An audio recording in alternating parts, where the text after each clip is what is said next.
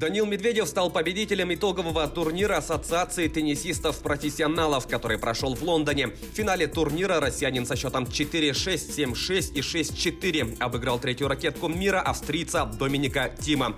На пути к финалу Медведев победил во всех трех матчах группового этапа, в которых ему противостояли серб Новак Джокович, немец Александр Зверев и аргентинец Диего Шварцман. В полуфинале турнира россиянин выиграл у испанца Рафаэля Надаля. Для 24-летнего Медведева эта победа стала первой на итоговом турнире. В данный момент он занимает 4-ю позицию в мировом рейтинге и является обладателем 9 титулов ATP. Его лучшим результатом на турнирах серии «Большого шлема» является выход в финал прошлогоднего открытого чемпионата США. Футболисты Ливерпуля на своем поле со счетом 3-0 выиграли у Лестера в центральном матче 9-го тура чемпионата Англии. В составе мерсисайдцев результативными ударами отметились Диего Жота и Роберто Фермино. Также мяч в свои ворота отправил защитник гостей Джонни Эванс. В турнирной таблице чемпионата Ливерпуль делит первое место с лондонским Тоттенхэмом. В активе обеих команд по 20 очков. Лестер идет на 4-й строке, набрав 18 пунктов. В следующем туре подопечные Юргена Клоппа на выезде сыграют с Брайтоном, а лисы на домашней арене примут Фулхэм. Московский ЦСКА сыграл в ничью с Сочи в матче 15-го тура Тинькофф российской премьер-лиги. Встреча прошла в Москве на стадионе ВЭП-арена и завершилась со счетом 1-1.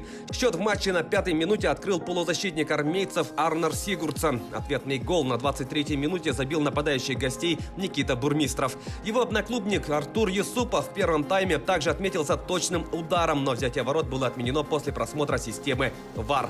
Сочинцы прервали пятиматчевую серию побед ЦСКА. Московский клуб набрал 32 очка и завершил первый круг чемпионата на первой строке турнирной таблицы. Сочи располагается на 5-м месте, имея на счету 24 пункта. В следующем матче армейцы в гостях встретятся с казанским Рубином, а Сочи на выезде сыграет с екатеринбургским Уралом. Обе игры пройдут 29 ноября.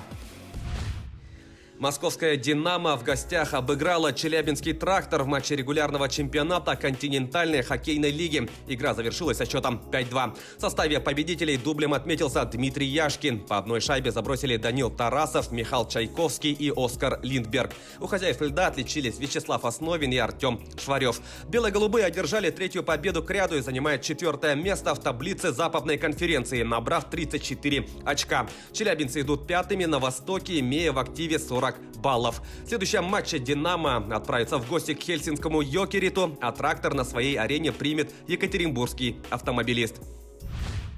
Бой за титул чемпиона UFC в легчайшем весе между россиянином Петром Яном и американцем Алджемейном Стерлингом отменен. Об этом сообщили в команде российского бойца. Изначально поединок планировалось провести 12 декабря на турнире UFC 256 в Лас-Вегасе. Точная причина отмены пока неизвестна. Напомним, 27-летний Петр Ян стал чемпионом промоушена 13 июля, победив техническим нокаутом бразильца Жозе Альдо. В активе россиянина 15 побед и 1 поражение. На счету 31-летнего Стерлинга 19 побед при 3 поражениях. Перейдем к событиям нашего региона. Якутский боец смешанных единоборств Октябрин Яковлев готовится выступить на турнире промоушена Gorilla Fighting Championship, который состоится 4 декабря в Москве. Как сообщает ЕСИА, соперником якутянина станет представитель Узбекистана Авлиехон Хамидов. На счету Яковлева 2 победы и 2 поражения в профессиональном ММА. Что касается Хамидова, то у него 8 побед при 3 ничьих и 2 поражениях. Якутянки стали бронзовыми призерами всероссийского турнира по дзюдо среди юниоров в памяти заслуженного тренера России Григория Веричева.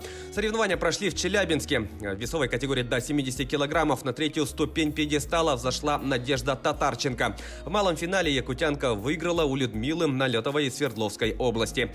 В весе до 78 килограммов также 3-е место заняла Ольга Лихота. Она завоевала бронзу, одержав 2 победы в 3 схватках.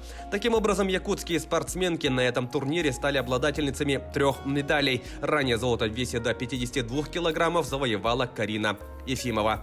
Таковы главные спортивные новости к этому часу. Занимайтесь спортом и будьте здоровы!